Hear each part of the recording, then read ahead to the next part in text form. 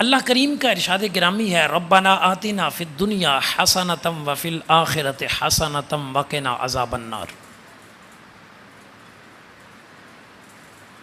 اللہ کے نیک بندے جو رب سے مانگتے ہیں نا، اس کے مانگنے کا ایک طریقہ اس آیت کریمہ میں بیان ہوا،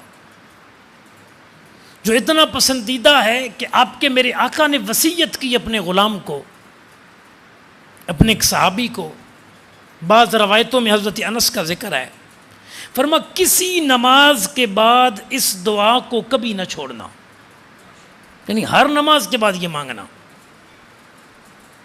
ربنا، اے ہمارے رب، آتنا، ہمیں عطا فرما، فی الدنیا، دنیا میں، حسنہ، بھلائی، وفی الآخرۃ حسنہ، اور آخرت میں بھلائی، وقنا عذاب النار، اور ہمیں بچا عذاب نار سے، یعنی جہنم کے عذاب سے۔ تین چیزیں ہیں جو اس آیت کے اندر ذکر کی گئیں۔ پہلی چیز کہ بندہ رب سے مانگے تو دنیا کی خیر اور بھلائی مانگے، ٹھیک ہے۔ اب یہ ذکر نہیں کیا گیا کہ وہ خیر اور بھلائی کس کس چیز میں ہے، کیونکہ جن چیزوں کو ہم بعض اوقات خیر اور بھلائی سمجھتے ہیں وہ ہمارے لیے خیر اور بھلائی نہیں ہوتی۔ اولاد کی تمنا تو ہے کہ اولاد ہو جائے، لیکن جب اولاد ہی نافرمان بن جائے تو والد کہتے ہیں، والدین کہتے ہیں کہ اس سے بہتر تھا کہ اولاد نہ ہی ہوتی، اگر اس نے یہ حال کرنا تھا ہمارا تو پہلے یہ سمجھتا تھا کہ یہ خیر ہے، جب یہی اولاد شر بن گئی تو اب کچھ اور کہہ رہا ہے۔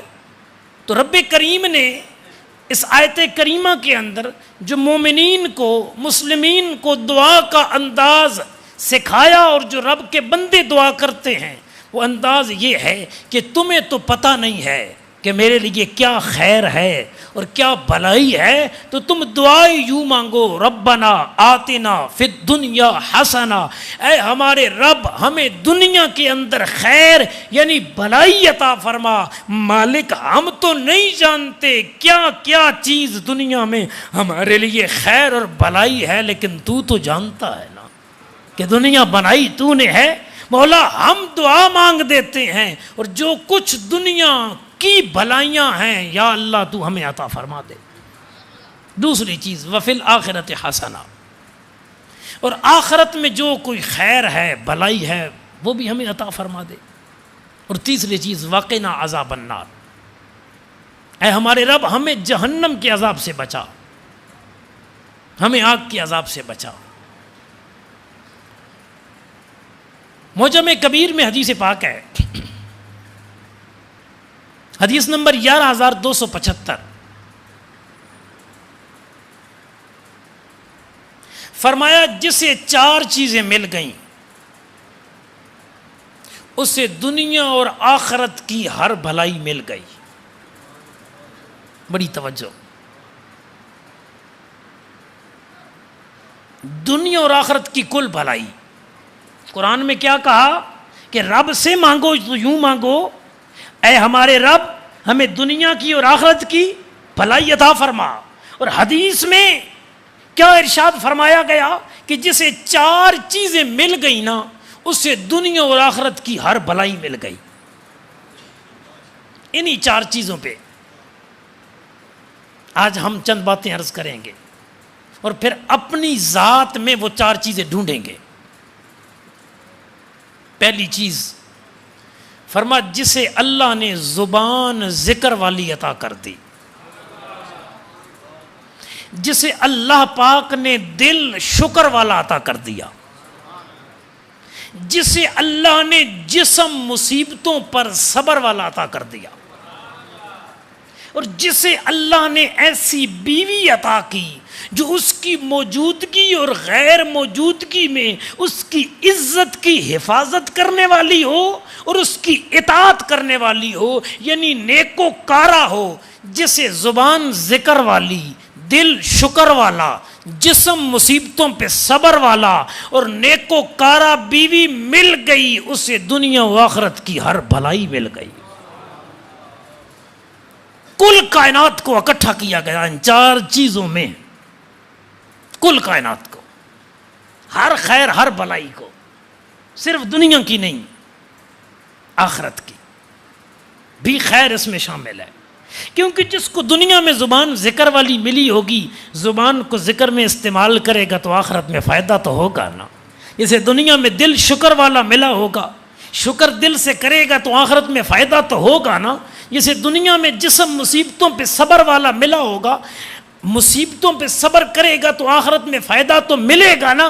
تو یہ وہ نعمتیں ہیں، اگر دنیا میں مل گئیں تو فائدہ صرف دنیا تک نہیں رہے گا، بندہ مر کے اگلے جہان پہنچے گا۔ ذکر والے دل، ذکر والی زبان، شکر والے دل اور مصیبتوں پہ صبر والے وجود اور نیکوکارہ بیوی، ان 4 نعمتوں کا فیض اسے برزخ میں بھی ملے گا، قبر میں بھی ملے گا، حشر میں بھی ملے گا، جنت میں بھی ملے گا، ہر مقام پہ۔ بڑی آسان ہے یہ 4 نعمتیں سننے میں، لیکن عمل کرنے میں بڑا مشکل مرحلہ ہے۔ تھوڑی سی تفسیر کر دیتے ہیں تاکہ بات آپ کے ذہنوں میں بیٹھ جائے۔ ذکر والی زبان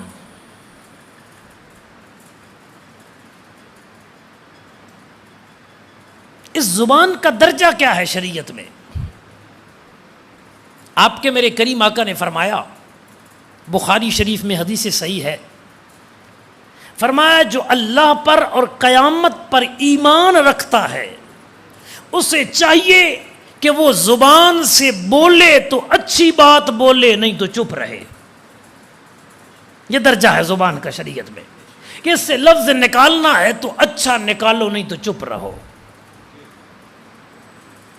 دوسری حدیث ترمذی شریف میں فرمایا، من حسن الاسلام المرء ترکہ ما لا یعنی ہے، او کما قال علیہ السلام، فرما کسی بندے کے اسلام کی خوبی یہ ہے کہ وہ فضول اور بے فائدہ باتوں کو چھوڑ دے۔ اس بات میں فائدہ نہیں ہے نا، یہ جو بات فضول ہے مومن اس کو چھوڑ دیتا ہے، خواہ مخواہ بحثیں نہیں کرتا، خواہ مخواہ مناظرے نہیں کرتا، خواہ مخواہ ہر وقت نہیں بولتا رہتا۔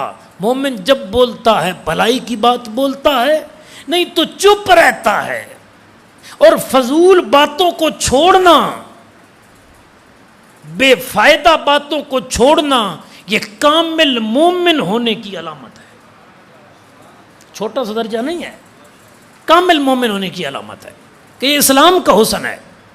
من حسن الاسلام المرء ترکہ ما لا یعنی ہے، فرما کسی بندے کی اسلام کی خوبی اور کمال یہ ہے وہ فضول باتوں کو چھوڑ دے، بے فائدہ باتوں کو چھوڑ دے۔ تیسری حدیث مشکات وغیرہ میں ہے، کریم آقا صلی اللہ علیہ وسلم نے فرمایا، تم مجھے 2 چیزوں کی ضمانت دو، میں تمہیں جنت کی ضمانت دیتا ہوں۔ حضور ضامن بن رہے ہیں تیرے میرے لیے جنت کے۔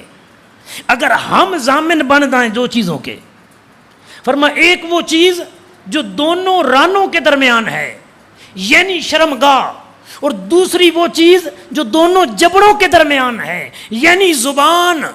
فرمایا جو اپنی شرمگاہ کی حفاظت کر لے اور اپنی زبان کی حفاظت کر لے، مصطفیٰ اس کے لیے جنت کا ضامن ہے۔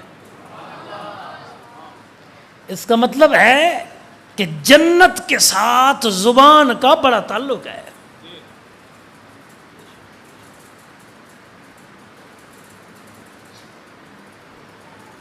انسان کے وجود پہ غور کریں، اللہ پاک نے آنکھیں 2 بنائی ہیں، کان میرے رب نے 2 بنائے ہیں،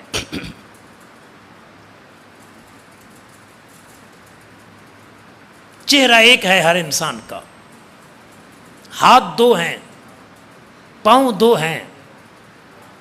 اس وجود کو کنٹرول کرنے کا اللہ پاک نے آپ کو اور مجھے نظام کیا دیا ہے؟ مثلا آنکھیں چہرے کے اوپر ہیں، چہرے کے اندر ہیں، ناک چہرے کے اوپر ہے، کان سر کے ساتھ لگے ہوئے ہیں. اب میں نے اگر مڑ کے پیچھے دیکھنا ہو نا تو اس پورے وجود کا کنٹرولر وہ کون ہے؟ وہ میری گردن ہے. ادھر پھیروں گا تو یہ نظر آئے گا، ادھر پھیروں گا تو آنکھوں سے یہ نظر آئے گا، پیچھے دیکھوں گا تو پچھلا منظر نظر آئے گا، سامنے دیکھوں گا تو سامنے کا منظر. اگر یہاں کی بات سننی ہے، آہستہ کوئی بول رہا ہے تو سر کو ادھر لے جاؤں گا، گردن کو ادھر لے جاؤں گا تاکہ کان میں بات سنائی دے جو باریک ہے. کانوں کا کنٹرولر، کنٹرول کرنے والا، آنکھوں کو کنٹرول کرنے والا، چہروں کو کنٹرول کرنے والا انسان کا سر ہے یا گردن، یہ انسان کا ہاتھ ہے. اس کو کنٹرول کرنے کے لیے یہ بازو ہے. میں نے کوئی چیز اٹھانی ہے ہاتھ کے ساتھ تو بازو حرکت میں لے آؤں گا، میں نے چلنا ہے تو قدم حرکت میں لے آؤں گا. یہ جو پیر ہیں ہمارے، اس کے اوپر پنڈلی ہے ہماری، یہ پنڈلی انسان کے پاؤں کو چلاتی ہے، یہ بازو انسان کے ہاتھ کو چلاتے ہیں، یہ گردن انسان کے چہرے کو ادھر ادھر کرتی ہے. انسانی وجود میں دیکھیں، جگر میدا کسی چیز کو لے لے، اس کو کنٹرول کرنے والا تمہیں ایک جز ملے گا وجود انسانی کا، دو مل جائیں گے. کنٹرول کون سی اعضاء کر رہے ہیں دوسرے اعضاء کو، ایک یا دو. لیکن یہ جو زبان ہے، زبان، اس کو کنٹرول کرنے کے لیے کریم رب نے اس کے ارد گرد 32 کنٹرولر لگائے ہیں، 32 سیکورٹی گارڈ لگائے ہیں. یہ زبان ذرا ادھر ہو گئی تیزی میں تو ادھر والے دانتوں کے نیچے آ جائے گی، ذرا تیزی سے ادھر ہو گئی تو ادھر والی داڑھوں کے نیچے آ جائے گی، اور بہت تیز چلی تو سامنے والے دانتوں کے نیچے آ جائے گی. پورے انسانی وجود میں جہاں جہاں کسی حصے کو کنٹرول کرنے کا رب نے نظام بنایا ہے، وہاں کنٹرولر ایک ہوں گے یا دو ہوں گے. یہ زبان ہے جس کو کنٹرول کے لیے اللہ نے دائیں بائیں 32 دانت بنائے ہیں. اس کا مطلب ہے اس کو کنٹرول کرنا اتنا زیادہ ضروری تھا کہ رب نے اس کے ارد گرد 32 دانت لگا کے تجھے اور مجھے پیغام دے دیا کہ اس کا خیال رکھنا. یہ ادھر ہو گئی پھر بھی کام خراب ہوگا، یہ ادھر ہو گئی پھر بھی کام خراب ہوگا. اس سے گستاخ نبی کے جملے نکل گئے، ایمان چلا جائے گا. اس سے گستاخ صحابہ کے جملے نکل گئے، تیرے ایمان پہ فرق پڑ جائے گا. اس سے گستاخی اہل بیت کے جملے نکل گئے، تیرے ایمان پہ فرق آ جائے گا. اس زبان سے گالی نکل گئی، تیرا گناہ لکھا جائے گا. اس زبان سے کفر نکل گیا، تیرا ایمان چلا جائے گا. اس زبان سے غیبت نکلی، تیرے گناہ لکھے جائیں گے. اس زبان سے رب کا قرآن نکل گیا، تیری نیکیاں ہی نیکیاں لکھ دی جائیں. کنٹرول کرنے کے لیے اور اللہ پاک نے ادھر بھی اور سامنے بھی 32 دانت. سوچئے ذرا، توجہ کیجئے. یہ ناک کی ہڈی ہے، چہرے پہ ناک لگا ہے جی. کنٹرول کرنے کے لیے کتنی چیزیں ہیں ناک کو. آنکھوں کو دیکھیے، کنٹرول کرنے کے لیے کتنی چیزیں ہیں. کانوں کو دیکھیے، ہاتھوں اور پاؤں کو دیکھیے. زبان کے علاوہ آپ کو پورے وجود میں کوئی حصہ ایسا نہیں ملے گا جس ایک چیز کو کنٹرول کرنے کے لیے 32 دانت اس کے ارد گرد موجود ہوں، 32 چیزیں ارد گرد موجود ہوں. اس کو کنٹرول کرنا ہے سوائے زبان کے. جتنا قیدی نا، قیدی جو جیل میں قید ہوتا ہے، چور ڈکیت، وہ بڑا ہو نا، اتنی جیل سخت ہوتی ہے، اتنی پابندیاں سخت ہوتی ہیں کہ کہیں بھاگ نہ جائے جی. لوہے کے دروازے، کال کوٹھڑی، بند کوٹھڑی، کہ ڈر ہے کہیں یہ بھاگ نہ جائے.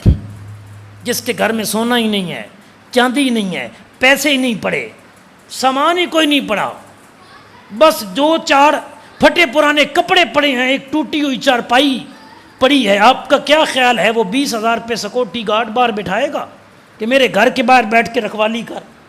اس کے گھر میں ہے ہی کچھ نہیں.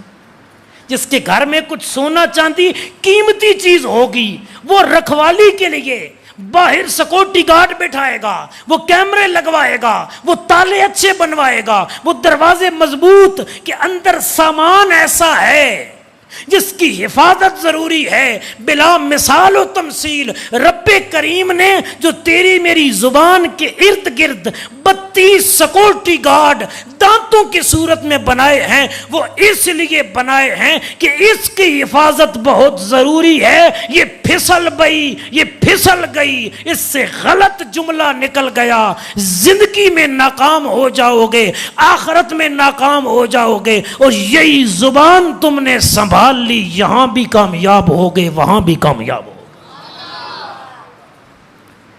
ترمذی کی حدیث ہے، حضور کی بارگاہ میں ایک بندہ ہے، چوتھی حدیث زبان کے متعلق۔ عرض کی یا رسول اللہ صلی اللہ علیہ وسلم، اسلام بڑا وسیع ہے، اسلام لمبا چوڑا ہے، مجھے اسلام کا ایک حکم بتائیں جس پہ عمل کر لوں نا اور میں کامیاب ہو جاؤں، یعنی میں جنتی بن جاؤں، کامیابی ہو جائے۔ صرف ایک حکم۔ اب آپ سمجھیے، نماز ایک علیحدہ حکم ہے، روزہ ایک علیحدہ حکم، حج علیحدہ حکم، زکوٰۃ علیحدہ حکم، قرآن کی تلاوت علیحدہ حکم۔ اس طرح اسلام کے ہزاروں نہیں لاکھوں انگنت احکام ہیں۔ غلام سے صدقے جاؤں، مسئلہ کیسا پوچھا؟ آقا ایک مسئلہ بتائیں مجھے جس پہ عمل کروں اور جنتی بن جاؤں۔ اور دوسری طرف جواب دینے والی وہ ہستی تھی جس کی شان یہ ہے، حضور نے فرمایا اللہ پاک نے مجھے یہ عظمت عطا کی ہے۔ بخاری میں حدیث صحیح ہے، حضور فرماتے اللہ پاک نے مجھے جوامع الکلم بنایا ہے، میری زبان سے لفظ تو تھوڑے نکلتے ہیں، ان کے معنی بہت زیادہ ہوا کرتے ہیں، ان کلموں کی طاقت اور تاثیر بہت زیادہ ہوتی ہے۔ جیسے آپ کہتے ہیں نا کسی نے دریا کو کوزے میں بند کر دیا، تو مصطفیٰ کریم کے جو کلمات ہیں نا، حضور کی جو حدیثیں ہیں وہ ایسی ہیں۔ تو غلام نے عرض کیا آقا ایک عمل بتائیں میں کر لوں کامیاب ہو جاؤں۔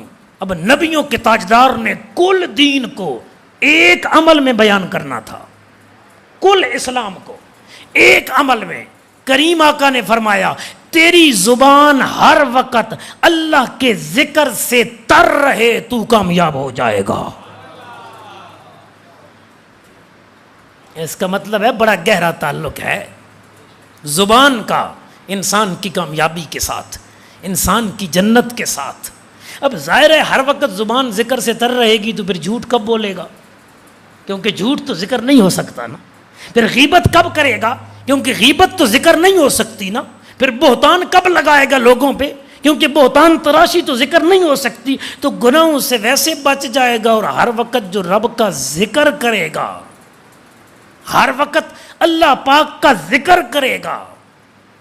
تو مشکات وغیرہ میں حدیث پاک کے الفاظ ہیں، جب بندہ مومن زمین پہ اللہ کا ذکر کرے تو زمین کا ٹکڑا دوسرے ٹکڑے سے کہتا ہے کہ آج تو مجھ سے افضل اور اعلیٰ ہو گیا ہے کہ تیرے اوپر ایسا بندہ چلا ہے جس بندے کی زبان پہ اللہ کا ذکر جاری تھا۔ زمین بھی ناز کرتی ہے اس بندے پر جو ذکر کرنے والا ہو، رب کی یاد کرنے والا ہو۔ اور ذکر کرنے کا ایک عجیب درجہ حضور کی امت کے لیے بیان ہوا، کیونکہ جب بنی اسرائیلیوں کی باری آئی نا تو اللہ پاک نے فرمایا یا بنی اسرائیل اذکروا نعمتی التی انعمت علیکم، اے بنی اسرائیل یاد کرو اللہ پاک کی اس نعمت کو جو اس نے تم پر کی۔ رب نے فرمایا نعمت یاد کرو۔ اور جب امت محمدیہ کی باری آئی رب نے فرمایا فذکرونی اذکرکم، تم مجھے یاد کرو میں تمہیں یاد کروں گا۔ بنی اسرائیلیوں کو کہا رب کی نعمتوں کو یاد کرو، اور امت محمدیہ سے فرمایا رب کو یاد کرو۔ ان کو فرمایا یاد کرو رب کی نعمتیں کہ اس نے تم پر کی، اور یہاں فرمایا تم مجھے یاد کرو میں تمہیں یاد کروں گا۔ حضرت ابو عبداللہ فرماتے ہیں کہ میں وہ وقت جانتا ہوں جب میرا رب مجھے یاد کرتا ہے۔ عرض کیا گیا حضرت مسئلہ سمجھ نہیں آیا، بندہ رب کو یاد کرتا ہے، پنج گانا نماز میں، تلاوت قرآن میں، ہاتھ میں تسبیح لے کے، یہ تو سمجھ آتی ہے، لیکن رب بندے کو یاد کرتا ہے اور اس وقت کو آپ جانتے ہیں، یہ سمجھ نہیں آئی۔ فرما قرآن پڑھ لو، اللہ پاک فرماتا ہے فَاذْكُرُونِي أَذْكُرْكُمْ، تم مجھے یاد کرو میں تمہیں یاد کروں گا۔ فرما میں ابو عبداللہ اس لیے کہتا ہوں کہ میں وہ وقت جانتا ہوں جب میرا رب مجھے یاد کرتا ہے۔ کہ حضرت وہ وقت کون سا ہے؟ فرما وہی وقت ہے جب میں اسے یاد کر رہا ہوتا ہوں، وہ مجھے یاد کر رہا ہوتا ہے۔ اللہ اکبر۔ تو اللہ کی یاد کا ایک حسین انداز یہ ہے کہ یہ زبان رب کریم کا ذکر کرے۔ اب اس پہ بھی ہم چلتے رہے نا تو زبان کے متعلق جتنی حدیثیں ہیں اور آیات بینات کی تفسیر ہے تو شاید یہ اثر یہی پہ ہو جائے اور یہ مضمون مکمل نہ ہو، لیکن ہم آگے چلتے ہیں۔ یہ بہت بڑی خوش نصیبی ہے اور دنیا و آخرت کی کل بھلائی کا چوتھا حصہ ہے اگر تیری میری زبان رب کے ذکر والی بن جائے۔ ایک حصہ ہو گیا جی جسے رب نے زبان ذکر والی دی۔ دوسرے حصے کی طرف چلیے، فرما جسے اللہ نے دل دیا لیکن شکر کرنے والا دیا۔ اللہ اکبر۔ حضرات مجھے آج اچھا کھانا ملا اور قدرتی بات ہے آج اچھا ملا، 6-7 کھانے تھے۔ کبھی ہمیں بھوک بہت لگی ہوتی ہے، گھر میں سالن اچھا بنا ہوتا ہے، کبھی دعوت پہ جاتے ہیں شادی بیاہ پہ، کھانا بہت اچھا ہوتا ہے، ہم کھاتے ہیں اور آخر میں کہتے ہیں شکر الحمدللہ، آخر میں کہتے ہیں الحمدللہ۔ اور کبھی ایسا بھی ہوتا ہے کہ بھوک بڑی تیز لگی ہے اور گھر آئے ہیں اور آگے روٹی کوئی نہیں ہے، دوپہر والی پکی ہوئی پڑی ہے اور عصر کا وقت ہو گیا اور سالن دال کا ہے جو کل کا پکا ہوا تھا، بھوک بھی ہے طلب بھی ہے، لیکن کھانا ہمارے مزاج کے مطابق نہیں۔ بھوک ہے کھا تو لیں گے، لیکن اکثر لوگ اب شکر کرنا بھول جائیں گے۔ یارو شکر یہ نہیں ہے کہ امیری ہو تو شکر کریں، شکر یہ نہیں ہے کہ کھانا اچھا ملے تو شکر کریں، شکر یہ نہیں ہے کہ دنیا کی ہر نعمت ملے تو شکر کریں۔ شکر یہ ہے کہ حسین 71 دے کے بھی کہہ رہا ہے کہ مالک تو راضی ہے تو حسین تیری رضا پہ راضی ہے۔ سب کچھ دے کے جو شکر کرتا ہے اس کا دل حقیقت میں شکر کرنے والا ہوتا ہے۔ پاس کچھ نہ ہو پھر شکر کرنا یہ درجہ کمال ہے، سب کچھ پاس ہو پھر شکر کرنا یہ تو آسان ہے۔ اس پر سعدی کی حکایت ہے۔ شیخ سعدی علیہ رحمہ آ رہے تھے، دوپہر کا وقت، تپتی ہوئی ریت اور سعدی کے پاؤں میں جوتے نہیں۔ اب دوپہر کا وقت ہو، گرم ریت نیچے ہو اور پاؤں میں جوتا نہ ہو تو تپش تو لگے گی نا۔ ہمارے جوتے وہاں دھوپ میں پڑے ہوں، ہم نکلیں تو وہ پہننے مشکل ہوتے ہیں۔ موٹر سائیکل آپ دھوپ میں کھڑا کریں، جب جا کے بیٹھیں گے تو سیٹ اتنی گرم ہوگی، بیٹھنا مشکل ہوگا۔ پہلی تھوڑی دیر سائے میں کریں گے یا نیچے کپڑا رکھیں گے۔ اب تپتی ہوئی ریت، دوپہر کا وقت اور پاؤں میں جوتا نہیں تو تپش تو پہنچتی ہے نا، درد تو پہنچتا ہے۔ اب سعدی جا رہے ہیں نا، تپتی ہوئی ریت پر پاؤں رکھے نا، گرم ریت کی حرارت پہنچی نا، اور ادھر اسی صحرا میں وقت کے بادشاہ کے وزیر شرابیں پی رہے تھے اور کھانے کھا رہے تھے اور گانے گا رہے تھے۔ سعدی کے دل میں خیال آیا یا اللہ وہ گناہ گار بھی ہیں، بدکار بھی ہیں، انہیں اتنا دیا ہے، اور یا اللہ میں تیرا بندہ ہوں، تیرے دین کا عالم ہوں، یا اللہ اور کچھ نہیں مانگتا، اتنا تو دیتا کہ پاؤں کا جوتا تو خرید لیتا۔ دل میں خیال آیا، زبان سے نہیں کہا، لیکن خیال کس ذات کے متعلق آیا جس کی شان یہ ہے ان اللہ علیم بذات الصدور، کہ دلوں میں جو خیال آتا ہے اس کا علم بھی میرے رب کی ذات کو ہے۔ اللہ اکبر کبیرہ۔ رب نے پھر سعدی کو منظر دکھایا، اسی تپتی ہوئی ریت پہ سعدی شرازی چند قدم آگے چلے نا تو ایک بندہ آ رہا تھا جس کے دونوں پاؤں کٹے ہوئے تھے اور وہ تپتی ہوئی ریت پر رینگتے ہوئے آ رہا تھا۔ جب سعدی نے اس کو دیکھا نا کہ پاؤں ہی نہیں ہیں تو سر سجدے میں رکھا اور کہا مالک میں جوتا نہیں مانگتا، تیرا شکر ہے تو نے پاؤں تو دیے ہیں نا۔ جی ہر بندہ تمہیں یہی کہتا نظر آئے گا غربت بڑی ہے، حالات بڑے مندے ہیں۔ اگر تو مندے حالات میں، اگر تو غربت کے حالات میں کہے مالک کا شکر ہے، تو شاید نہیں یقیناً یہ شکر والا جملہ تیری زندگی بدل دے گا۔ قرآن کے لفظ ہیں لَإِن شَكَرْتُمْ لَأَزِيدَنَّكُمْ، اگر تم شکر کرو گے ضرور تمہیں زیادہ دیا جائے گا۔ شکر سے ملتا ہے بندے کو۔ اور حدیث مبارکہ کے لفظ ہیں، آپ کے میرے کریم آقا نے فرمایا جو شکر کرتا ہے نا وہ محروم نہیں رکھا جاتا، وہ خالی نہیں رکھا جاتا، جو شکر کرتا ہے اسے عطا ضرور کیا جاتا ہے۔ تو شکر والا دل کون سا ہے؟ شکر والا دل وہ ہے جسے مل جائے پھر بھی سبحان اللہ، نہ ملے پھر بھی سبحان اللہ، جس دل سے شکایت نہ نکلے، شکوے نہ نکلیں۔ ایوب علیہ السلام کو اللہ پاک نے کثیر اولاد دی، کثیر بیٹے تھے آپ کے، 18 کے قریب بعض علماء نے کہا، درجن سے زیادہ آپ کے بیٹے تھے ایوب علیہ السلام کے، اور کثیر مال تھا۔ ایک وقت آیا سارا مال ختم ہو گیا، سارے بیٹے انتقال کر گئے۔ ایوب علیہ السلام کے پاس ایک بندہ آیا، اس نے کہا پیارے ایوب، آپ کے دل میں کبھی نہیں خیال آیا کہ اپنے رب سے عرض کریں یا اللہ میں تیرا نیک بندہ ہوں، تیرا نبی ہوں، تیرا پیغمبر ہوں، تو نے مجھے کثیر بیٹے دیے تھے سارے لے لیے، تو نے مجھے کثیر مال دیا تھا سارا لے لیا، اور کبھی رب کی بارگاہ میں یہ عرض نہیں کیا؟ فرمایا میں کیوں عرض کروں، میرا تو تھا ہی کچھ نہیں، یہ دیا بھی اسی نے اور لیا بھی اسی نے۔ یہ ہے درجہ شکر کہ مالک دے پھر بھی بندہ راضی، اور مالک نہ دے پھر بھی بندہ راضی۔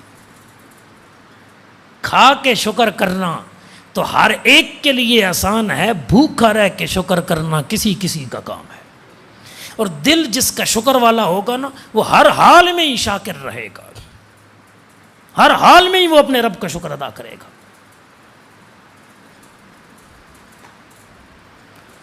اللہ اکبر کبیرہ۔ اور دوسرا انداز یہ بھی ہے شکر والے دل کا کہ وہ صرف اپنے تک محدود نہ ہو، کہ مجھ تک جو پہنچے یا جو نہ پہنچے میں اس پہ شکر کروں۔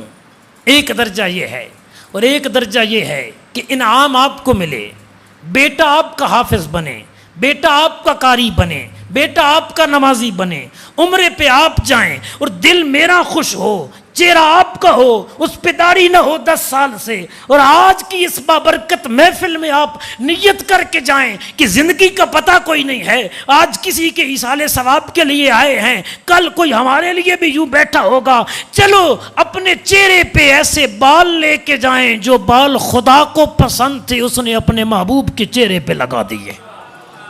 دیکھیں نا، حضور سے حسین چہرہ تو کائنات میں رب نے کسی کا بنایا نہیں نا، دست قدرت سے ایسا بنایا تجھے، پھر جملہ اوصاف سے سجایا تجھے۔ اقبال کہتا ہے دست قدرت سے ایسا بنایا تجھے، پھر جملہ اوصاف سے سجایا تجھے، اے ازل کے حسین، اے ابد کے حسین، تجھ سا کوئی نہیں، تجھ سا کوئی نہیں، اے رسول امین۔ اللہ اکبر۔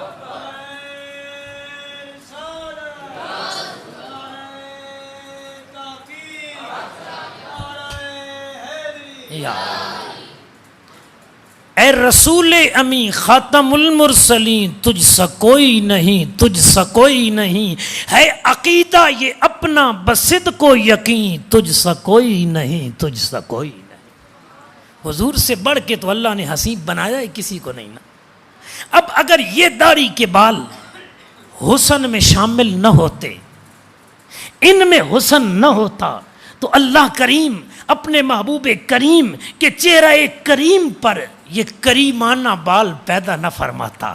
وہ رب بھی کریم، اس کی حکمتیں بھی کریم، وہ رب کا کلام بھی کریم، رب کا محبوب بھی کریم، اور رب کریم نے محبوب کریم کے چہرہ کریم پر کریم بال داڑھی کے پیدا کر کے تجھے اور مجھے پیغام دیا، دنیا والوں حسن اسی چہرے میں ہے جو مصطفیٰ کی اداؤں میں ڈھلا ہوا ہوگا۔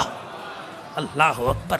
اگر آج کوئی نیت کر کے جائے کہ آج تک تو یار نماز میں کمزور تھے، چلو حضرت نے قبر و آخرت کی یاد دلوائی کہ مرنا ہے، قبر میں جانا ہے، 6.25 فٹ لمبی ہوگی، 3.5 فٹ چوڑی ہوگی، اور زمین کھود کے پھر سامی بنا کے لحد بنا کے اس کے اندر تجھے اور مجھے لٹایا جائے گا، پھر 7 اینٹیں رکھی جائیں گی، پھر اوپر پڑیاں لگائی جائیں گی، پھر اوپر مٹی ڈال دی جائے گی۔ اسا سنیا ہے آخرت دے دیس اندر پینڈا اوکھا تے منزلاں بھاریاں نہیں، اکو کوٹھڑی ملنی رہن دی خاطر، نہ کوئی بوئے تے نہ کوئی باریاں نہیں۔ او جڑے یار کہندے سن مران گے نال تیرے، اج انہاں بھی بازیاں ہاریاں نہیں۔ جڑے نین تک دے سن ہر ویلے، اج انہاں بھی باریاں ماریاں نہیں۔ جد باغ اندر خزانے وال کھولے تے پنچھی اڑ گئے مار اڈاریاں نہیں۔ محمد بوٹیا اے جھوٹی ای دنیا، ایک کو سچیاں کملی والے دیاں یاریاں نہیں۔ کہ آج کسی کے دل میں خیال آ گیا کہ چلو یار آج تک تو کمزور تھے نماز میں، آج سے 5 گانا شروع کر دیتے ہیں، نمازی آپ بن جائے، نمازی آپ کے بچے بن گئے، قاری آپ کا بیٹا بنا، علامہ آپ کا بیٹا بنا، جی داڑھی رکھنے والا آپ کا بیٹا بنا، نماز پڑھنے والا چکڑالے کا نوجوان بنا، درس قرآن میں باقاعدہ آنے والا چکڑالے کا نوجوان بنا۔ چکڑالے کے کسی نوجوان نے دین کے مطابق زندگی گزارنی شروع کر دی، وہ میرا رشتہ دار بھی نہ ہو، میرے قبیلے کا بھی نہ ہو، اس کے اس عمل سے مجھے ظاہری طور پہ کوئی فائدہ بھی نہ ہو، میرے نام کے فلیکس بھی نہ لگیں، نعرے بھی نہ لگیں کہ جناب والا فلاں بندے نے یہ تقریر کی اور فلاں بندے کی اصلاح ہو گئی، اس نے زندگی بدل دی۔ لیکن جب اس نوجوان کو داڑھی رکھ کے نماز پڑھتے ہوئے، آپ کے بیٹے کو قاری بن کے قرآن پڑھتے ہوئے میں دیکھوں اور میرا دل اس پہ خوش ہو جائے، تو یہ وہ دل ہے جو صرف اپنے آپ کی نعمتوں پہ شکر نہیں کرتا، بھلا مصطفیٰ کی امت کا ہوتا ہے، خوش مومن کا دل ہو جاتا ہے۔ یہ شکر کرنے والا دل ہے، جو صرف اپنے بچوں پہ خوش نہیں ہوتا، جو صرف اپنی ذات پر رب کی نعمتوں پہ خوش نہیں ہوتا، رب کی مخلوق میں سے کسی کو بھی کچھ نیک اور بھلائی والی چیز ملے نا تو اس کا دل خوش ہو جاتا ہے۔ جی کہتے ہیں اپنے لیے سارے جیتے ہیں، لوگوں کے لیے جینا سیکھو۔ میں نے کہا جینا تو بڑی دور کی بات ہے، لوگوں کی خوشی تو آج ہمیں ہضم ہی نہیں ہوتی۔ جی لوگوں کی خوشی کو، مسلمانوں کی خوشی کو دیکھ کے خوش ہونا، یہ بھی کامل مومن ہونے کی ایک علامت ہے۔ تعلق واسطہ بھلے نہ ہو لیکن خوش ہو گیا، یار شکر ہے اس کا بیٹا نیک بن گیا، یار شکر ہے اس کا کاروبار چل پڑا، یار شکر ہے فلاں بندے کو اللہ پاک نے بیماری سے شفا دے دی، یار شکر ہے فلاں کی حج کی منظوری ہو گئی، ہو تو کسی کی رہی ہے نا۔ اللہ اکبر۔ ابن ماجہ، ابو داؤد وغیرہ میں حدیث پاک ہے کہ بندہ مومن جب آب زمزم پینے سے پہلے جو نیت کرے نا، اللہ پاک آب زمزم کے صدقے اس کی وہ نیت پوری کر دیتا ہے۔ یعنی آب زمزم پینے سے پہلے جو نیت کریں گے نا، دعا مانگیں گے یا اللہ میرا یہ کام ہو جائے، تو وہ کام ہو جائے گا۔ شکر والے دل کا تیسرا انداز بتا رہا ہوں کہ شکر والا دل وہ ہے جس کی ہر وقت خواہش ہی یہی ہو کہ مجھے کوئی نیک مل جائے اور نیکی بتا دے۔ سفیان بن عیینہ حدیث کے بہت بڑے امام ہیں، محدث ہیں۔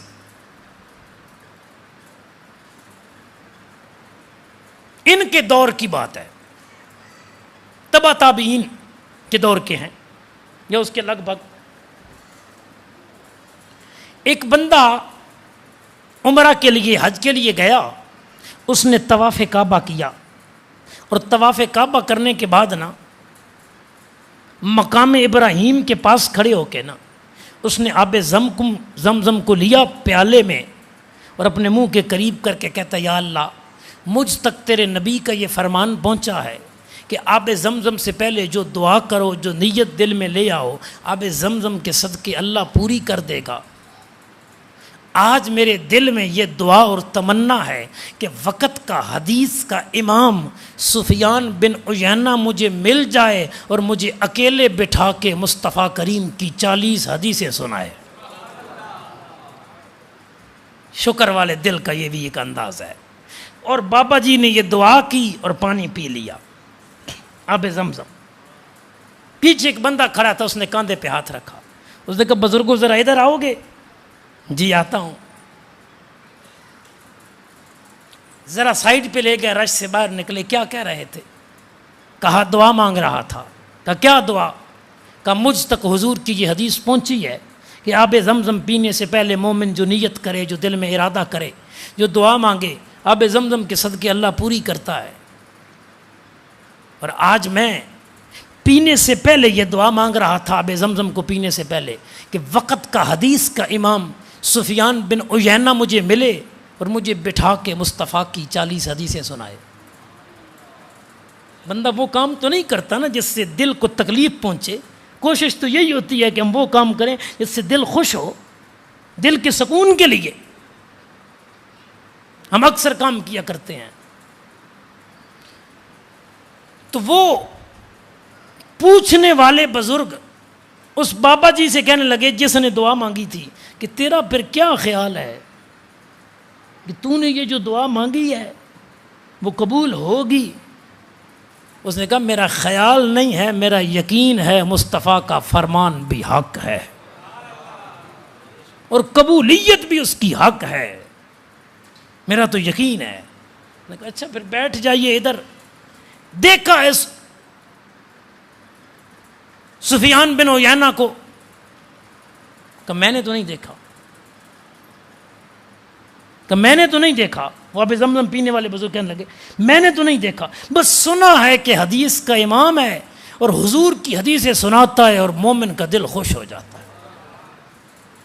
کہا بابا جی پھر بیٹھیے اور سنیے 40 حدیثیں، رب نے تیری سن لی ہے، قبول کر لی ہے، میں ہی سفیان بن عیینہ ہوں، رب نے مجھے بھیج دیا ہے کہ تجھے مصطفیٰ کی 40 حدیثیں سناؤں۔ مومن کے دل کے شکر کا ایک انداز یہ بھی ہے کہ یہ ہر وقت نیکی کی تلاش میں رہے اور نیکی کے خیال میں رہے کہ مجھے کوئی نیکی ملے، کوئی نیک بندہ ملے، کوئی نیکی بتانے والا ملے۔ 2 نعمتیں ہو گئیں، آدھی تقریر مکمل ہو گئی اور باقی آدھی اس سے مختصر ہے۔ پہلی نعمت زبان ذکر والی، دوسری نعمت دل شکر والا، اور تیسری نعمت فرما اللہ پاک نے جسے جسم ایسا عطا کیا جو مصیبتوں پہ صبر کرنے والا، مصیبتوں پہ صبر کرنے والا۔ ہمارے سکولوں میں لکھا ہوا ہوتا ہے، استاد صاحب بیٹھے ہیں، آج بھی مجھے سکول کی وہ عبارت کمرے پہ لکھی نظر آ رہی ہے خیال کے اندر، ہیلتھ از ویلتھ، جی تندرستی 1000 نعمت ہے۔ بخار نہ ہو پھر تو آہو بکا کوئی نہیں کرتا نا، سر درد نہ ہو پھر تو باویلا کوئی نہیں کرتا نا، جسم میں بیماری کوئی نہ ہو پھر تو ہائے ہائے کوئی نہیں کرتا نا، تب ہی کرتے ہیں جب کچھ ہو۔ مولا مرتضیٰ مشکل کشا جناب علی المرتضیٰ رضی اللہ تعالیٰ عنہ فرماتے ہیں جس نے مصیبت کے وقت اپنے ہاتھوں کو اپنی رانوں پر مارا، یہ جگہ گھٹنے سے لے کر یہاں تک، اسے آپ پنجابی میں پٹ کہتے ہیں، رانے اردو کا لفظ ہے، فرما جس نے مصیبت کے وقت اپنے ہاتھوں کو اپنی رانوں پر مارا، عموماً عورتیں بین کرتی ہیں فوتیدگی پر تو یہاں ہاتھ مار رہی ہوتی ہیں، پٹک رہی ہوتی ہیں، فرما جس نے مصیبت کے وقت اپنے ہاتھوں کو اپنی رانوں پر مارا اس نے اپنا اجر ضائع کر دیا، ثواب کوئی نہیں اس کا رہا۔ صبر یہ نہیں کہ مصیبت میں آہو بکا کی جائے، صبر یہ نہیں کہ مصیبت میں گریبان چاک کیا جائے، صبر یہ نہیں کہ مصیبت میں سر میں خاک ڈالی جائے، صبر یہ ہے کہ مصیبت میں کہا جائے انا للہ و انا الیہ راجعون، ہم ہیں ہی اللہ کے، ہم نے لوٹ کر ہی اللہ کی طرف ہی جانا ہے۔ صبر یہ ہے کہ اس کی رضا پہ راضی رہے بندہ. اور اکثر جب ہم بیمار ہوتے ہیں نا تو زبان سے بھی اکثر کیا نکلتا ہے جی ہائے. اکثر درد ہو نہ ٹیس اٹھے, ہائے میں مر گیا, ہائے درد, ہائے ماں, ہائے ماں, ہائے درد, ہائے مر گیا زبان سے نکل رہا ہے. جی شکر الحمدللہ بھی تو نکل سکتا تھا, یا اللہ مدد بھی تو نکل سکتا تھا, اے میرے کریم کرم فرما, یہ بھی تو نکل سکتا تھا نا. اللہ اکبر. لیکن چونکہ مزاج یہ نہیں بنا. حسن بصری رضی اللہ تعالیٰ عنہ بازار میں جا رہے تھے, ایک بندہ گزرا, اس نے اپنے سر کو باندھا ہوا ہے. عموماً اپنے گھروں میں کبھی عورتوں کو دیکھا ہوگا, وہ سر باندھتی ہیں, سر کو درد ہو نا دوپٹہ یوں لیتی ہیں اور یوں باندھ کے نا یہ حصہ پیچھے. کوئی اور عورت آ جائے, ہاں بھائی کیا ہوا, یہ پگڑی باندھنے کا انداز تو نہیں ہے نا, یوں ایسے کر کے جی یہ سر کو باندھ لیا. تو وہ عورتیں کہتی ہیں بھائی آج سر درد ہے اس لیے سر باندھا ہوا ہے. تو حسن بصری نے ایک بندے کو دیکھا, وہ اس طرح سر باندھ کے نا پٹی باندھ کے سر پر بازار میں جا رہا تھا. فرمایا کیا ہوا؟ اس نے کہا صبح سے بڑا سر درد ہے. ادھر بھی حسن بصری تھے جس نے علم بھی پڑھا ہے تو علی المرتضیٰ سے پڑھا ہے. اللہ اکبر. تابعی ہیں آپ اکثر علماء کے نزدیک. فرمایا یہ بتا کہ عمر کتنی ہے؟ اس نے کہا 40 سال. فرمایا سر درد کب سے ہے؟ 40 سال جو تیری عمر ہے تو پچھلے سال سے ہے, 5 سالوں سے ہے, 10 سے ہے. اس نے کہا آج ہی ہوا ہے جی, پہلے تو کبھی نہیں ہوا, پہلی دفعہ ہوا ہے. فرمایا اچھا آج ہی سر درد ہوا ہے؟ جی جی. فرمایا پھر پٹی باندھ کے کیوں چل رہا ہے؟ اس نے کہا جی سر درد جو ہے. فرمایا 40 سالوں میں نہیں ہوا تب تو بازار میں آ کے لوگوں کو نہیں بتا رہا تھا کہ مالک کا شکر ہے, اس نے مجھے تندرستی عطا کی ہے. آج جو ایک دن اس نے تجھے دکھ دیا تو تو اشتہار لگا کے بازار میں پھر رہا ہے کہ ہر بندہ پوچھے گا سنا کیا ہوا, تو کہے گا سر درد ہے. 40 سال اگر اس نے سر درد نہیں دیا, وہ نہیں بتایا, تو آج اشتہار لگا کے کیوں پھر رہا ہے؟ آج بھی چپ کر کے گھر بیٹھ جاتا ہو, اس پہ صبر کرتا کہ 40 سال سر درد نہ دے تو ہم اس پہ بھی راضی ہیں, وہ کبھی دے دے تو ہم اس پہ بھی راضی ہیں. تو مصیبتوں پہ صبر والا جسم یہ کم لوگوں کو نصیب ہوتا ہے, بہت کم لوگوں کو. حضرت سعد بن ربی غزوہ احد میں شہید ہوئے.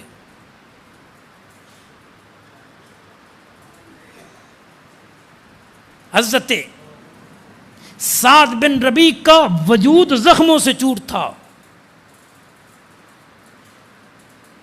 اور کسی نے جا کے پوچھا سعد سناؤ کیا حال ہے؟ مصیبتوں پہ صبر والا جسم کیسے ہوتا ہے؟ زخموں سے چور و چور تھا, بالکل شہادت قریب تھی. کسی نے جا کے پوچھا سعد حال کیا ہے؟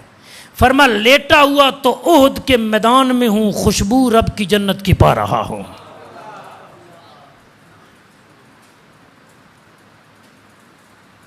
جنگ موتا کے اندر حضرت جعفر طیار شہید ہوئے, عبداللہ بن رواح شہید ہوئے, اور یہ جرنیل تھے اس جنگ کے اندر.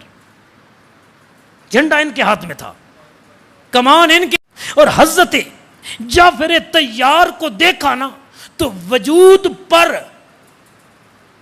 50 سے زیادہ زخم تھے, لیکن پشت پر کوئی نہیں تھا. مصطفیٰ کے غلاموں نے سارے زخم سینے پہ کھائے تھے.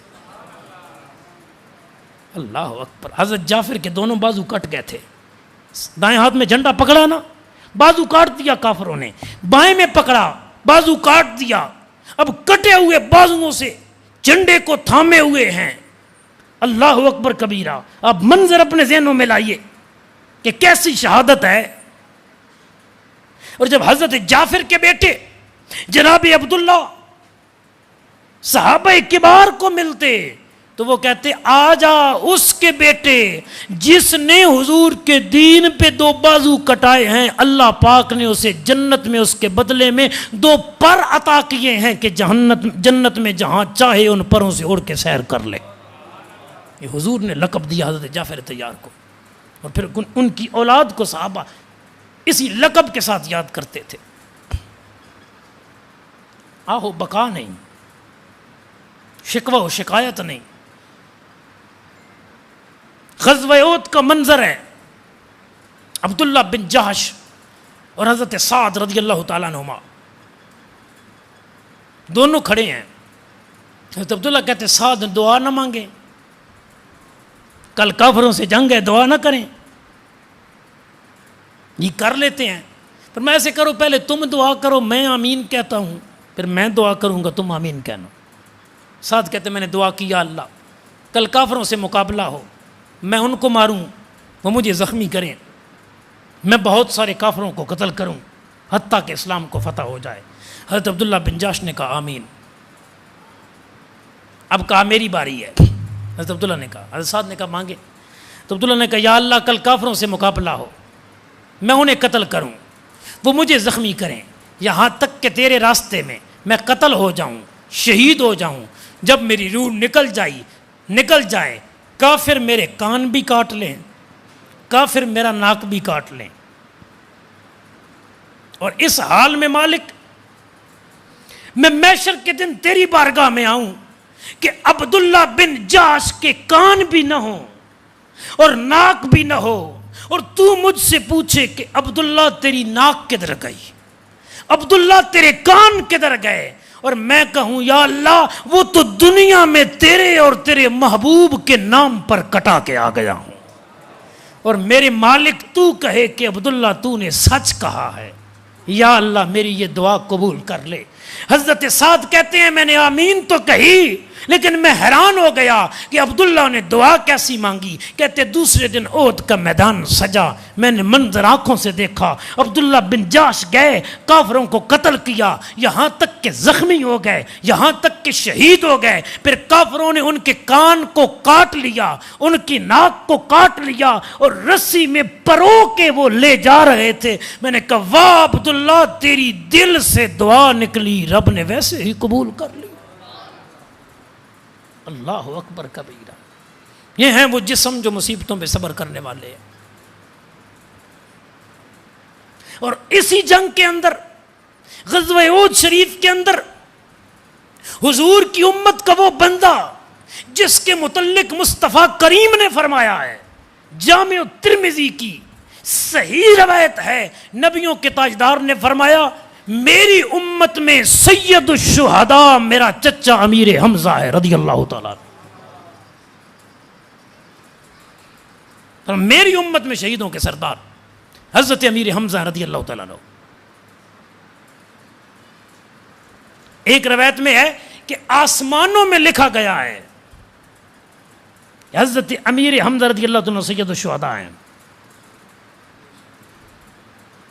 اسی غزوہ کے اندر شہید ہوئے۔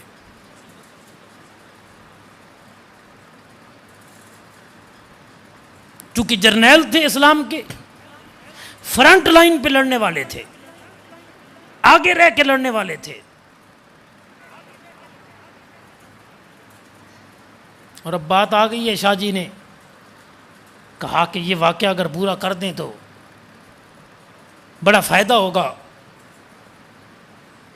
رب کا عجیب نظام ہے۔ حضرت امیر حمزہ رضی اللہ تعالی عنہ کو نا،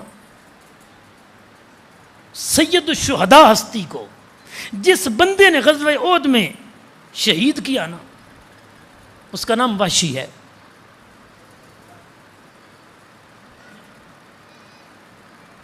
یہ بندہ فتح مکہ والے دن منہ چھپا کے آیا حضور کی بارگاہ میں، جی آگے کہنے لگا اے اللہ کے نبی، اگر کوئی کافر ہو مسلمان ہو جائے رب بخش دے گا؟ حضور نے قرآن پڑھا، ان اللہ لا یغفر ان یشرک بہ ویغفر ما دون ذلک لمن یشاء۔ اللہ پاک اس کو نہیں بخشے گا کہ اس کے ساتھ کسی کو شریک کیا جائے، یعنی اللہ پاک مشرک کو نہیں بخشے گا، اس کے علاوہ جس کو چاہے گا، جس گناہ کو چاہے گا بخش دے گا۔ تو یہ کہنے لگا اس کا مطلب تو یہ ہے کہ رب چاہے گا تو بخشے گا، یہ تو اس کی چاہت پہ ہے بخشے یا نہ بخشے۔ قرآن کی دوسری آیت حضور نے سنائی کہ وہ لوگ جو ایمان لے آئے، توبہ کی، عمل صالح کیے، ان کے لیے جنت ہے۔ فرمایا کہ جو بھی توبہ کرے، عمل صالح کرے، اس کے لیے جنت ہے۔ کہنے لگا ہو سکتا ہے ایمان لانے کے بعد، توبہ کرنے کے بعد، یعنی کفر سے توبہ کرنے کے بعد، ایمان لانے کے بعد نیک عملوں کا وقت ہی نہ ملے، بندہ کرے ہی نہیں، پھر جنت میں کیسے جائے گا؟ حضور نے تیسری آیت پڑھی، اور مفسرین نے لکھا ہے یہ آیتیں ادھر حضور پڑھتے جا رہے تھے، ادھر اسی وقت نازل ہو رہی تھی۔ کس بندے کے لیے جو منہ چھپا کے بیٹھا ہے؟ کون بندہ؟ جو سید الشہداء کا قاتل ہے، وہ حضور کی بارگاہ میں بیٹھا ہے، ابھی تک اسلام نہیں لایا، کہتا اگر لے آؤں تو کیا ملے گا؟ بخشش ہوگی؟ فرمایا شرک جو نہیں کرتا اس کے علاوہ رب جس کو چاہے گا بخش دے گا۔ اس نے کہا وہ نہ چاہے نہ بخشے تو کیا ہوگا؟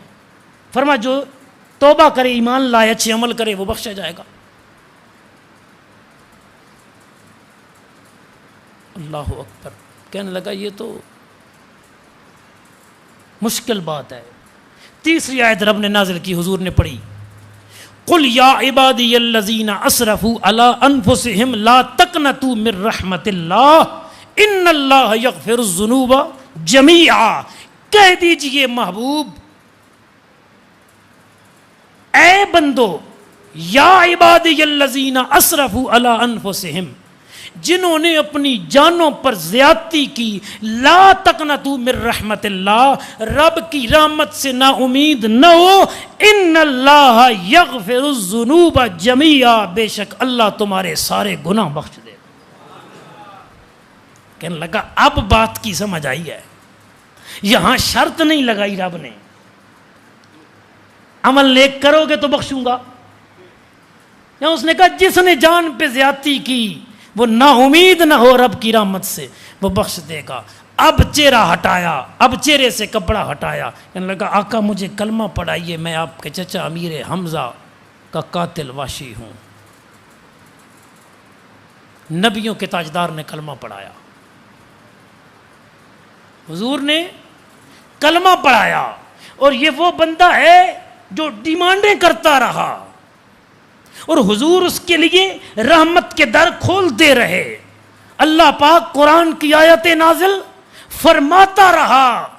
اب سوچئے تو صحیح، تصور تو کیجئے، ہے سید الشہداء کا قاتل، لیکن جب توبہ کر لے صرف خدا مصطفیٰ معاف نہیں کرتے، اس کے لیے بخشش والی آیات نازل کی جاتی ہیں۔ اس کا مطلب یہ ہے کہ جس نے کلمہ پڑھ لیا وہ سید الشہداء کا قاتل بھی ہو، در مصطفیٰ پہ آ جائے، مصطفیٰ بھی معاف کر دیتے ہیں، خدا بھی معاف کر دیتا ہے۔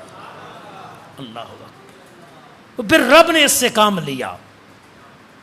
احد کے میدان میں سید الشہداء امیر حمزہ کو شہید کیا 3 ہجری میں، اور خلافت ابو بکر کے زمانے میں مسیلمہ کذاب کے ساتھ جنگ ہوئی، جو نبوت کا جھوٹا دعوے دار تھا، اور حضرت وحشی رضی اللہ عنہ کا نشانہ بڑا عظیم تھا، وہاں نشانہ لگایا تو اس وقت کے کافر اعظم مسیلمہ کذاب کو قتل کیا، کہا رب نے شاید مجھ سے یہی کام لینا تھا، اسی لیے مجھے محمد عربی کا غلام بنایا کہ تیرے پچھلے گناہ کے کفارے کے لیے تو اسلام ہی کافی تھا، لیکن چونکہ تو حضرت امیر حمزہ کا قاتل تھا، لوگوں نے تجھ پہ انگلیاں اٹھانی تھیں، رب تجھ سے ایسا کام لے گا کہ اگر تو امیر حمزہ جو سید الشہداء ہیں ان کا قاتل تھا تو تجھ پہ وہ وقت بھی آئے گا کہ وقت کے جھوٹے نبوت کے دعوے دار کو بھی رب تیرے ہاتھوں سے قتل کروائے گا تاکہ اسلام میں بھی تیرا عظیم حصہ شامل ہو جائے۔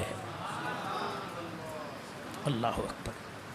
یہاں پہ ایک ڈاؤٹ ہے جو بعد میں آئے گا تو میں وہ پہلے کلیئر کر دوں تاکہ آئے ہی نہیں۔ ہم سنتے کیا ہیں، اکثر بولتے کیا ہیں، سید الشہداء، امام کربلا، امام حسین رضی اللہ تعالیٰ عنہ، سید الشہداء کانفرنس ٹائٹل ہوتا ہے نا جی۔ اور حدیث میں نے کیا سنائی کہ حضور نے فرمایا سید الشہداء حضرت امیر رضی اللہ تعالیٰ عنہ۔ کسی حدیث میں امام حسین کے لیے سید الشہداء کے لفظ نہیں ہیں، کسی حدیث میں۔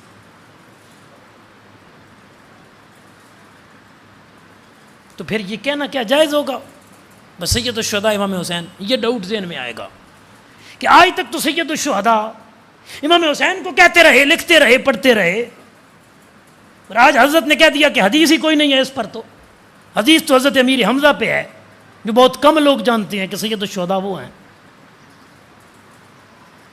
تو ہم ہیں اہل سنت، جو ہمارے پاس دین کو ماننے کا طریقہ ہے نا، رب کی عزت کی قسم وہ کسی کے پاس نہیں ہے۔ اعتدال پسند، میانہ روی اختیار کرنے والے، نہ کسی کی شان گھٹانے والے، نہ کسی کی شان حد سے زیادہ بڑھانے والے۔ اسی حدیث کے اگلے لفظ ہیں، اسی ترمذی کی حدیث کے، کہ سید الشہداء میرے چچا امیر حمزہ ہیں، اور پھر ان کے بعد سب سے بڑا شہید وہ ہے جو ظالم حکمران کے سامنے کلمہ حق کہے اور اس پہ ڈٹ جائے اور اسی کی پاداش میں اس کو شہید کر دیا جائے۔ تو امیر حمزہ کے بعد وہ بڑا شہید ہے۔ ہم حسین ابن علی کو بھی سید الشہداء کہتے ہیں، ہم امیر حمزہ کو بھی سید الشہداء کہتے ہیں۔ حسین ابن علی ظالم جابر یزید کے خلاف ڈٹ گئے کلمہ حق کہتے ہوئے، اور اسی حال میں شہید ہوئے، اس معنی میں کہ کوئی ظالم حکمران کے سامنے کلمہ حق کہتے ہوئے ڈٹ جائے اور جام شہادت نوش کر جائے وہ بھی سید الشہداء ہے۔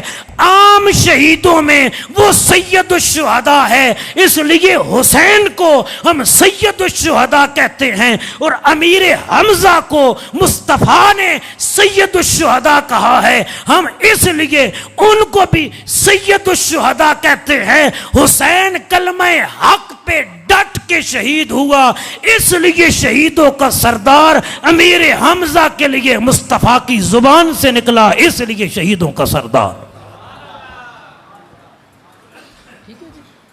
تاکہ یہ ذہن سے ڈاؤٹ نکل جائے، یہ غلط فہمی نکل جائے، ٹھیک ہے؟ اللہ اکبر کبیرہ۔ باقی یہاں کمپیریزن نہیں ہو رہا، موازنہ نہیں ہو رہا، مقابلہ نہیں ہو رہا کہ اس کی شہادت افضل ہے یا اس کی افضل ہے۔ استاد فرمانے دونوں کی افضل ہے۔ میں تھوڑی بات اوپر لے جاتا ہوں، دونوں کی نہیں افضل حضور کی امت کے لیے، بالخصوص حضور کے زمانے میں، اور بالعموم حضور کے زمانے کے بعد قیامت تک جو بھی اس دین کے لیے شہادت دے گا، سب کی شہادت دین کے لیے افضل ہے۔ ہم تو سب کو ماننے والے ہیں نا جی۔ اللہ اکبر کبیرہ۔ آخری بات، موضوع کا چوتھا حصہ، زبان ذکر والی، دل شکر والا، جسم مصیبتوں پہ صبر والا، اور بیوی ایسی جو اس کی موجودگی اور غیر موجودگی میں اس کی عزت کی حفاظت کرنے والی ہو، نیک کاموں میں اس کی اطاعت کرنے والی ہو، یعنی نیکوکارہ ہو۔ یہ مرحلہ چوتھا ذرا مشکل ہے۔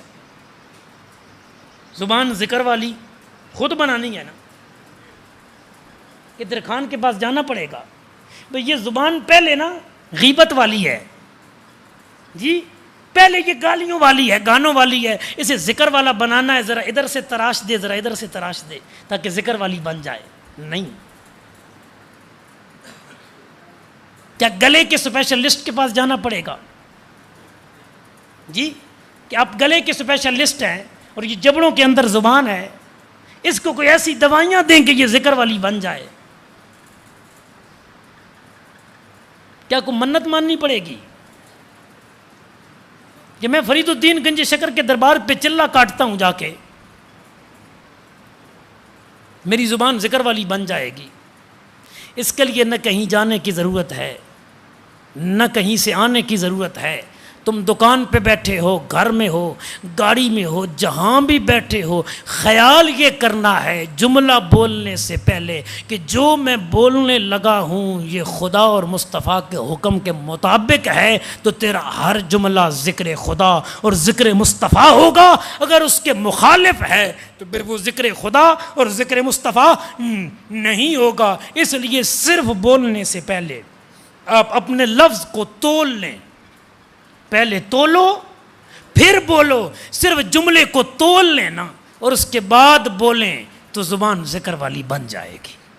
اس کے لیے لمبے چوڑے وظیفے کرنے کی ضرورت نہیں، چلے کاٹنے کی ضرورت نہیں، ڈاکٹروں سے علاج کی ضرورت نہیں۔ دوسرا عمل دل شکر والا، کوئی سٹڈ ڈلوانے پڑیں گے تاکہ دل شکر والا بن جائے، کوئی ECG کروانی پڑے گی نہیں، کوئی بائی پاس کروانے پڑے گا نہیں، کوئی سرجری کروانی پڑے گی نہیں۔ بس میں نے حدیثیں آپ کو بہت سنا دی۔ اس دل کو سمجھانا ہے میاں مومن کی خوشی میں خوش رہو، تم شکر والے بن جاؤ گے۔ رب کی نعمت پہ شکر کرو، شکر والے بن جاؤ گے۔ وہ کچھ دے پھر بھی شکر کرو، وہ کچھ نہ دے پھر بھی شکر کرو۔ اس کو تھوڑا سا اکیلا بیٹھ کے سمجھا لو نا تو یہ دل شکر والا بن جائے گا۔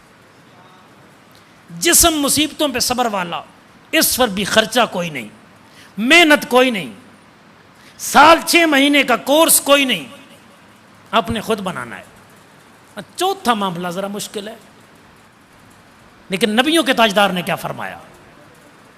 بخاری وغیرہ میں حدیث صحیح ہے، فرمایا کسی عورت سے نکاح 4 وجہ سے کیا جاتا ہے، حسن والی ہو، دولت والی ہو، اونچے خاندان اور نسب والی ہو، اور نیکیاں کرنے والی ہو۔ فرمایا نیکیاں کرنے والی کو ترجیح دینا، اپنے معیار چھوڑ رب کے حبیب کے معیار کو اپنا۔ اونچائی اسی میں ہے جو مصطفیٰ کریم نے معیار دی۔